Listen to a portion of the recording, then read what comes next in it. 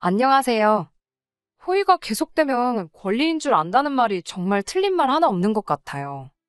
제 이야기부터 하자면, 저는 올해로 나이 31에 결혼한 지 3년 차를 맞는 여자입니다. 테이블 10개짜리 작은 식당 하나를 하고 있는 남편과 맞벌이를 하고 있었어요. 결혼 전에는 회사를 다니고 있었는데, 결혼하고 얼마 지나지 않아 회사를 그만두어야 했습니다. 남편 가게가 갑자기 바빠진 와중에 사람 구하기는 힘들어 일손이 딸려 도와줄 사람이 필요했었거든요. 사실 제가 당시 회사에서 받던 월급을 생각하면 제가 남편 가게에 나가는 게 무조건 이득이라고 볼 수는 없었어요. 남편 가게에서 나갈 인건비를 제가 대신 몸으로 때우는 거나 마찬가지였으니까요. 제 월급이 적었던 것도 아니고, 그래도 울며 겨자 먹기로 회사를 그만둘 수밖에 없었던 건 아무래도 언젠가는 육아를 이유로 제가 회사를 그만둘 때가 올 거라고 생각했고, 회사야 정해진 월급이 따박따박 나오지만 가게는 그렇지 않잖아요. 가게가 바쁜 만큼 회전을 제대로 시키지 못하면 그게 바로 가게 평판과 이어질 테고, 평판이 나빠져 손님이 줄어들면 그만큼 매상을 견인해오지 못할 테니까 말이에요. 그래도 다행인 건 제가 대학생 시절에 잠깐이나마 서빙 알바를 했던 적이 있기도 하고, 주방에서도 일을 했던 적이 있던지라 금방 가게 일에 적응을 할 수 있었다는 거예요. 특히나 그때쯤부터 배달 주문이 폭발적으로 많아지면서 주방도 도와주고 가게 일도 봐줄 수 있는 제가 두 사람, 세 사람을 고용하는 것보다 비용 면에서 더 절약을 할 수 있었으니 여러모로 더 이득이었지요. 하지만 그때는 몰랐던 게 결국 제 몸 하나 갈아 넣어서 인건비를 충당하고 있었다는 사실이었지요. 체력적으로 많이 힘들었는데 그때는 남편이 많이 고생하는구나 하는 생각밖에 없어서 더 열심히 도와줬던 것 같습니다. 결과적으로는 제가 남편 가게를 도와주면서 평판도 훨씬 좋아지고 식당은 점점 더 매출이 잘 나오기 시작했어요. 하지만 장사라는 게 생각처럼 되는 게 아니더라고요. 아무래도 계속해서 새로운 식당, 특히 배달 전문으로 하는 가게들도 많아지고 손님들도 늘 새로운 걸 찾다 보니 나날이 오르던 배상은 점점 정체가 되기 시작했고, 특히나 경기가 안 좋아지기 시작하면서 매출이 눈에 띄게 줄어들기 시작하는 게 보이더라고요. 그나마 배달 주문 덕에 매출이 어느 정도 나왔는데, 불경기가 길어지다 보니 배달비 부담 때문인지 물가 때문에 그런 건지는 모르겠지만 배달 주문도 점점 줄어들기 시작했습니다. 엎친 데 덮친 격으로 재료비들이나 가스비 같은 게 터무니없이 많이 오르기 시작했고요. 원가는 오르지, 매출은 줄어들지. 점점 남편과 저 두 사람 인건비도 못 건질 때가 많아졌어요. 가게 일 도와준다고 자녀 계획도 조금 밀어놓은 상황이었는데, 가게 장사가 안 되는데 두 사람이 항상 붙어 있으니까 사소한 일로 다투고 이런저런 문제가 많아지더라고요. 그냥 남편 가게가 어떻게 되던 간에 신경 쓰지 말고 내 경력이나 지킬 걸 하는 후회가 생긴 적도 있었고요. 원초적인 문제는 다른 곳에 있는데 그걸 가지고 남편을 원망하고 별것도 아닌 걸로 서로 날 세우고 그러는 게 점점 지쳐가는 와중에 이대로는 안 되겠다 생각해서 저도 큰 결심을 했습니다. 그때쯤부터는 남편도 바쁜 시간에만 직원 한 명 두고 쓰는 게 더 이득이라는 생각을 갖기 시작했던 상황이기도 했고, 그래서 저도 가게를 나와 다시 일자리를 찾기 시작했어요. 그래도 거의 대학교 졸업하자마자부터 직장 생활을 했던 터라 제 경력이면 금방 관련 업종에 취직을 할 수 있을 거라 생각했는데 막상 시작해보니 그것도 여의치가 않더라고요. 아무래도 3년에 가까운 시간 동안 경력 단절이 있었기도 하고 업계가 워낙에 트렌드에 민감한 쪽이다 보니 장기간 경력 없이 업계를 떠나 있는 제가 취직하는 건 힘들어 보였습니다. 그래도 하늘이 무너져도 솟아날 구멍이 있다더니 제가 회사 다니던 당시에 아름아름 친하게 지내던 인맥들 덕분에 집에서 프리랜서 형식으로 일감을 받아와 일을 할 수 있었어요. 수입만 따지고 본다면 회사 다니며 월급 받는 것보다도 못한 수준이었지만 남편 가게에서 신경 날카롭게 곤두세우며 있는 것보다는 훨씬 좋았습니다. 새 직원을 구해 나가는 인건비보다 제가 버는 게 더 많았기도 했고요. 남편도 그동안 자기 때문에 경력도 끊고 고생한 저에게 미안했는지 제가 가게를 떠나고 새로운 경력을 시작한 것에 대해서 오히려 응원해줬어요. 결혼하기 전에 두 사람이 벌던 것과 비교해보면 조금 줄어들긴 했지만 이게 기회가 될 것이라 믿어 의심치 않았습니다. 이렇듯이 남편하고는 사이가 나쁠 일이 없었습니다. 하지만 언제나 문제는 시댁에서 시작하듯이 저 또한 다를 게 없었어요. 남편이로 2살 차이 나는 누나가 있습니다. 저에게는 시누이지요. 사실 결혼 후에는 가게 일 돕는다고 정신없이 바빴던 터라 시댁과는 거의 마주치거나 갈등이 생길 일이 없었어요. 더더군다나 식당 특성상 주일이고 주말이고 상관없이 가게 문을 열어야 했고 명절 때도 배달 주문 같은 거 생각해서 가게를 늘 오픈을 했었거든요. 그런데 제가 가게를 떠나 집에서 재택근무를 시작하면서는 이야기가 달라졌어요. 남편은 여전히 가게를 지켜야 했지만 저는 아니었으니까요. 제가 가게를 나오고 재택근무를 시작하기까지 2달 정도의 공백이 있었는데 그게 시어머니 눈에는 썩 좋게 보이지는 않았나 봅니다. 제가 회사까지 그만두고 남편 가게 일을 돕겠다 결정했을 때는 현모양처가 따로 없다 하시던 시어머니가 아들이 힘들게 가게 지키며 돈을 벌어오는데 집에서 띵가띵가 놀고만 있다는 생각을 하셨나 봐요. 실상은 그게 아니고 저도 그때 일자리 구한다고 마음고생하면서 쉴 틈 없이 회사 알아보고 이력서를 준비하고 있던 상황이었는데도 말이에요. 시어머니가 제게 눈치를 주는 상황인데 신우랑 무슨 갈등이 있냐 하실 분들이 계실 텐데 신우네도 딱히 형편이 좋은 곳은 아니에요. 신우네 또한 맞벌이 부부 생활을 하고 있었고 육아도 중요하지만 형편상 육아를 이유로 직장을 관둘 여유가 있는 집이 아니었어요. 그런데 그런 신우가 당시 출산을 앞두고 있었거든요. 제가 남편 가게 일을 돕고 있을 때는 애는 언제 가질 거냐 한 번도 물어보신 적 없는 시어머니가 제가 취직을 준비하기 시작한 때를 기점으로 저한테도 신혼애를 본받아서 얼른 아이를 가지는 게 좋지 않겠냐 하는 이야기를 해왔습니다. 자녀 계획이 없던 것도 아니고 특수한 상황 덕분에 미뤄지게 되었지만 저 또한 딩크로 살 계획은 없었거든요. 하지만 당장 유일한 밥벌이 수단인 남편의 가게가 저런 상황에 무턱대고 아이를 가지는 건 딱히 좋은 계획처럼 느껴지지 않았어요. 어차피 본의 아니게 3년 긴 시간을 미루게 된 거 더 많이는 아니더라도 앞으로 1년 정도는 상황을 지켜보고 싶었습니다.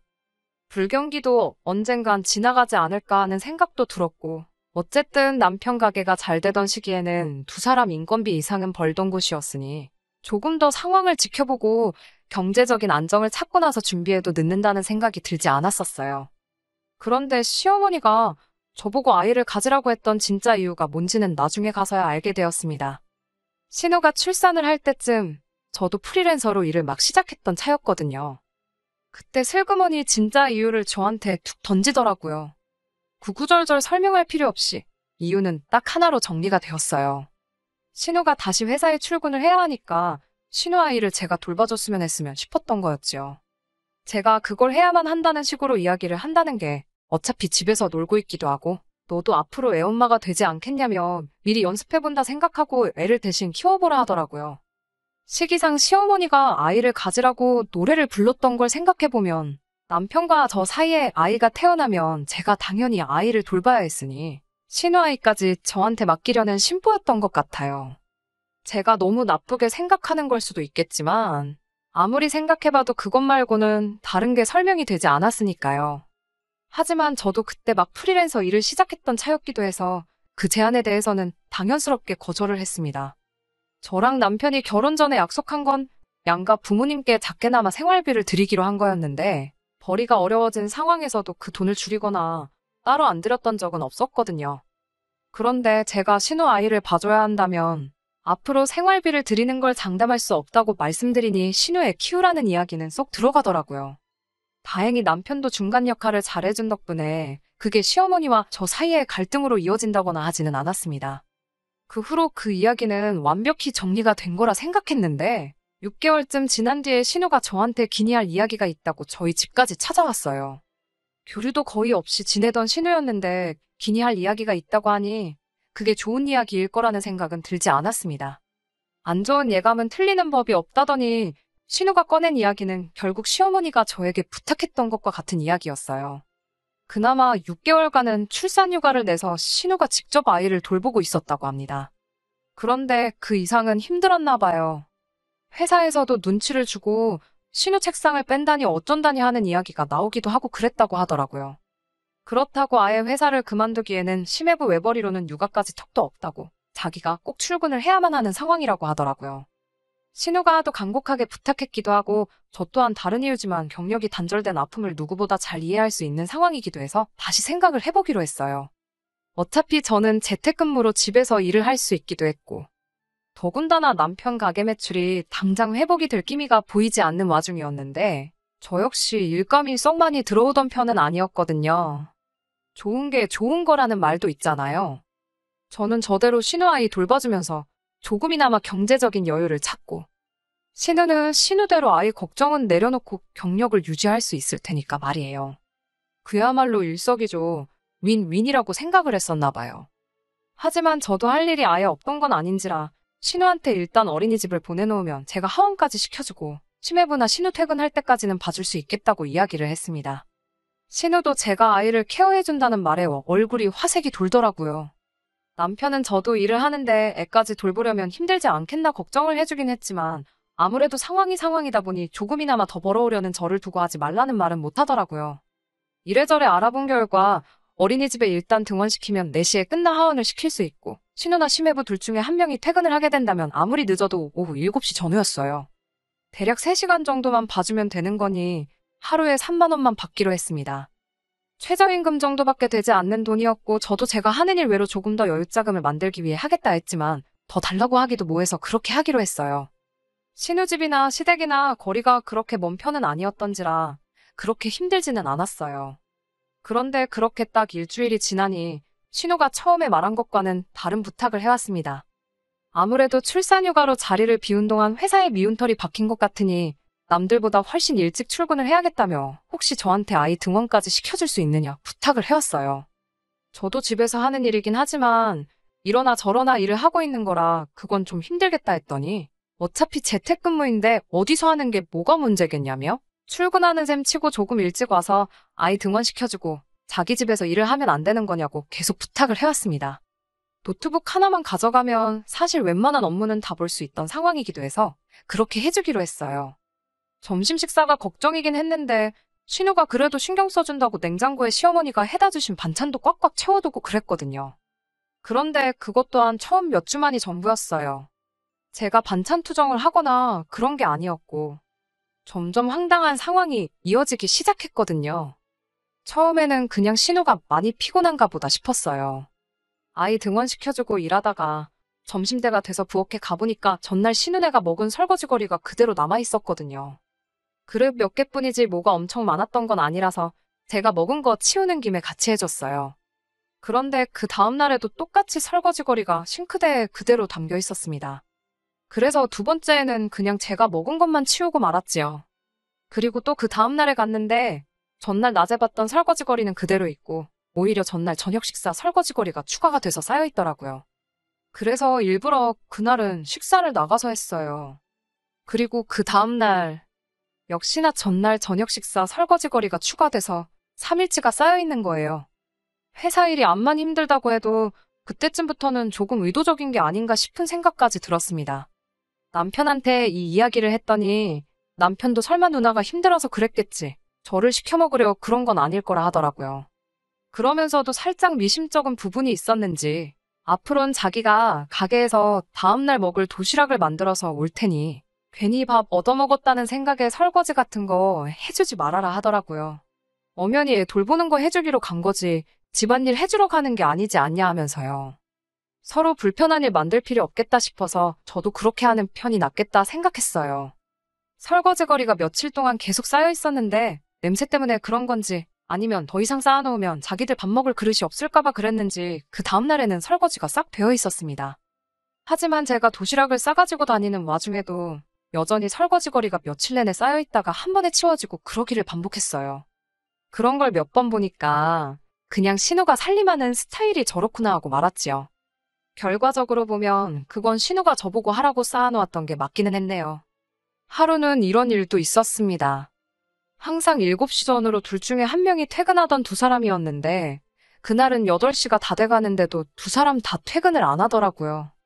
그날은 금요일 저녁이라 저도 많이 피곤하기도 했고 언제쯤 들어오냐 전화를 했는데 신우도 심해부도 전부 전화를 받지 않았어요.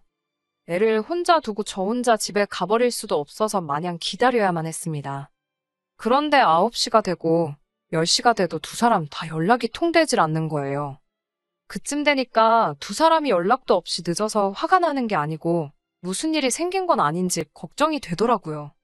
시어머니한테 전화를 해봤는데 회사 일 해본 사람이 그 정도도 이해를 못 해주냐며 회사 일이 바쁜가 보다 하고 기다리라는 말만 하더라고요. 연락이 두절된 건데 걱정도 안 되시냐 했더니 일이 바쁘면 전화도 못 받고 그러는 거 아니겠냐 하시는데 제가 회사 일을 안 해본 것도 아니고 암만 바빠도 전화 못 받을 정도로 바쁜 일이 뭐가 있겠어요? 설령 회사 일이 그렇게 바쁘더라 하더라도 다른 사람도 아니고 자기 자식을 맡겨놨는데 제가 설마 애를 두고 집에 돌아가지는 않았을지 걱정이 돼서라도 전화를 하는 게 당연한 거 아니지 않나요? 아니, 저한테 미안해서라도 어떻게든 짬을 내서 전화 한 통을 하는 게 맞다고 생각했어요. 결국 저희 남편까지 가게 문 닫고 같이 신우 집에서 시조카 봐주며 집을 지켜야 했습니다. 그래도 남의 집인데 신우네 안방문 열고 들어가기도 뭐해서 결국 소파에서 남편하고 번갈아 가며 남편이 집에서 가져온 담요 하나 덮고 쪽잠 자면서 자리를 지켰어요. 신우네 부부가 집에 돌아온 건 다음날 점심때나 되어서였습니다. 어디서 뭘 했냐 하니 아이 태어나고 두 사람이 오롯이 보낼 시간이 없어서 아쉬웠는데 아침 당근에 호캉스 예약해둔 걸 못 가게 된 사람이 싸게 매물을 올려놔서 그걸 사가지고 둘이서 하루 푹 쉬다 왔다는 거예요. 남편하고 저는 어이가 없었지요. 고작 둘이 호캉스 즐기겠다고 해도 내팽개쳐두고 전화도 없었던 거냐 따지니 저한테 집에 못 들어간다고 말하기 너무 미안해서 일부러 연락을 안 받은 거라 하더라고요. 그 와중에 시어머니한테는 연락을 해서 제가 신우를 찾아도 모르는 척 해달라고 부탁을 했었나 봐요. 그러니 별 걱정 없어 보이던 시어머니의 태도가 왜 그랬던 건지 이해가 가더라고요. 그때쯤부터는 저도 더 이상 좋은 마음이 들지가 않더라고요. 그래서 신우한테 저도 불편한 거 참고 신우내서 일을 하고 있던 거였는데 더는 못 해주겠다고 했어요. 호캉스까지 즐길 여유면 이제 회사에서도 눈치 볼 일도 따로 없는 것 같으니 그냥 원래 하기로 했던 대로 하자 했습니다. 저는 그냥 아이 하원시켜주고 두 사람 퇴근할 때까지 아이 돌봐주는 것까지만 하겠다 했어요. 신우는 이제 와서 그러는 게 어딨냐 따지고 싶어하는 분위기였지만 아무래도 지들이 저지른 짓이 있으니 딱히 다른 말은 못하더군요. 아무튼 여차저차 그렇게 한 달이 지났습니다. 일주일에 15만 원씩 하고 신우 때문에 밤새야 했던 하루를 추가해서 50만 원을 달라고 했어요. 설거지나 호캉스 등등으로 스트레스 받은 거 생각하면 50만 원, 사실 돈을 벌었다는 생각도 들지 않았습니다. 그런데 입금했다는 신우 연락을 받고 통장을 확인해보니 어이가 없어서 웃음조차 나오질 않더라고요. 통장에 신우가 돈을 보내긴 했는데 들어온 액수가 받아야 할 돈의 반절인 25만 원 받게 되지 않았으니까 말이에요. 신우한테 다시 연락을 했어요. 25만 원은 뭐 현금으로 주시려고 그런 거냐 물으니 신우가 오히려 어이가 없다는 듯이 저한테 큰 소리를 내더라고요. 아무리 생각해봐도 자기가 손해라는 거예요. 하루 꼴랑 3시간 봐주고 그 큰 돈을 받아가냐고 성질을 부리면서 자기들도 저 때문에 추가적으로 나가는 비용이 더 많다고 오히려 큰 소리를 내며 따지고 들더라고요. 어차피 집에서 일하는 건데 아이 어린이집을 보낼 필요가 애시당초 왜 있냐는 겁니다. 말인즉슨 어린이집은 순전히 저 때문에 보내는 거고 어린이집 비용으로 한 달에 100만 원이 넘는 돈이 나가는 건 알고나 있냐고 따져묻더군요. 어린이집 비용 120에 저한테 50만 원까지 주면 자기들도 남는 게 없다는 소리지요. 신우한테 억지 부리지 말라고 어린이집 안 보내고 저한테 시간당 10,000원씩 준다 치고 계산해보라고 했어요. 하루 10시간이면 10만 원이고 주당으로 따지면 50씩이다. 한 달이면 최소 200만 원씩 나가는 걸 모르겠느냐 따졌지요. 그랬더니 신우가 저보고 그게 문제라는 겁니다. 애초에 가족 좋은 게 뭐냐고 서로 돕자고 있는 게 가족인데 저한테는 가족이 돈벌이 수단으로밖에 보이지 않느냐면서 따지고 드는 겁니다. 어차피 집에만 있는데 애 좀 그냥 봐줄 수 있는 거 아니냐고 하면서 제가 그렇게 먼저 돈을 밝히고 드니 자기도 똑같이 나온 거라나요. 그렇게 하나하나 계산해서 따지는 제가 괘씸해서 자기도 빼고 빼고 주는 거라고 하는데 뭔 소리를 하는가 했더니 그동안 제가 신우집에서 일을 했으니 공간 사용료부터 해서 저 먹으라고 시어머니가 해준 반찬값에 전기세까지 다 포함한 거라고 하대요. 그때 설거지 이야기도 하더라고요. 밥은 공짜로 얻어먹어놓고 설거지도 안 해놓고 저보고 사람이 참 못 배웠다고 드는데 누가 누굴 욕하는 건지 싶었지요. 애 키우는 거 연습시켜주는 셈이나 마찬가지니 오히려 자기들이 저한테 돈을 받아도 모자라다는 소리를 하는데 조목조목 따지고 들자면 신우가 찍소리도 못하게 만들어줄 수 있었지만 그렇게 하진 않았어요. 하지만 뭐 저도 제 시간 투자해서 애 봐주는 거나 마찬가지인데 이런 소리까지 들어야 할 이유가 있나 싶기도 하고 신우 계산대로라면 한 달에 꼴랑 20만 원 더 벌자고 이러고 있을 이유도 없겠더라고요. 차라리 인형 누나를 붙여도 이것보단 더 벌겠다 싶어서 그냥 신우한테 애 봐주는 건 오늘로 끝이다 선언하고 신우 집 나와버렸네요. 가만히라도 있었으면 중간이라도 갔을 신혼에는 결국 난리가 났어요. 어린이집이야 계속 보낸다고 쳐도 4시에는 하원을 시켜줘야 하니 중간에 신우가 일찍 퇴근할 수도 없는 상황이었으니까요. 결국 신우는 시어머니에게 도움을 요청했다고 합니다. 저한테는 연습하는 셈 치고 공짜로 신우 애를 키워달라는 시어머니였는데도 자기 딸 자기 손자 봐주는데 그냥 해주긴 싫으셨나 봐요. 신우한테 한 달에 250만 원씩 달라고 하셨다네요. 그런데 신우벌이가 딱 그 정도였거든요. 신우 딴에는 또 밑빠진 독에 물 붓는 기분이었나 봐요. 결국 저한테 다시 연락을 해오더라고요. 변명이랍시고 한다는 게 그게 다 시어머니 생각에서 나온 거였다며 시어머니와 저를 이간질까지 하려들대요. 제가 신우 아이를 공짜로 봐주는 게 맞다고 자꾸 시어머니가 옆에서 바람을 넣는 바람에 그렇게 된 거였다고 미안하다고 사과를 해오더라고요. 돈 줄 거면 집안일이라도 시키라던 시어머니 말 때문에 설거지도 저한테 떠넘기려고 했던 거라고.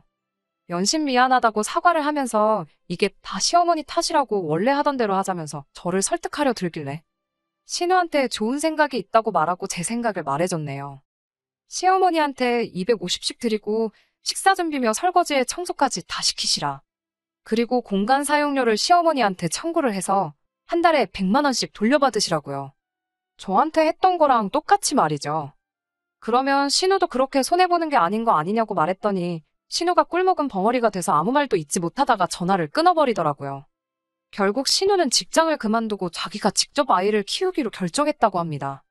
경력이 끊긴 아픔을 누구보다 잘 이해할 수 있는 저였지만 신우가 그렇게 된 건 자업자득이라고 생각해요. 이번 사건으로 인해서 저는 시어머니와 사이가 많이 나빠졌고 신우랑은 거의 연을 끊은 거나 마찬가지처럼 지내고 있어요. 솔직히 연을 끊는 게 두렵다거나 무섭다거나 하지는 않아요. 오히려 연 끊고 지내면 저한테는 더 이득이지 않나 싶어요. 남편이 중간에서 난처하긴 하겠지만 이번에 남편도 신우와 시어머니한테 당한 게 있으니 쉽게 풀 것처럼 보이진 않네요. 끝까지 들어주셔서 감사합니다. 오늘의 사연은 여기까지입니다. 구독과 좋아요, 알람 설정 부탁드리고 더 좋은 사연으로 다시 찾아뵙겠습니다. 감사합니다.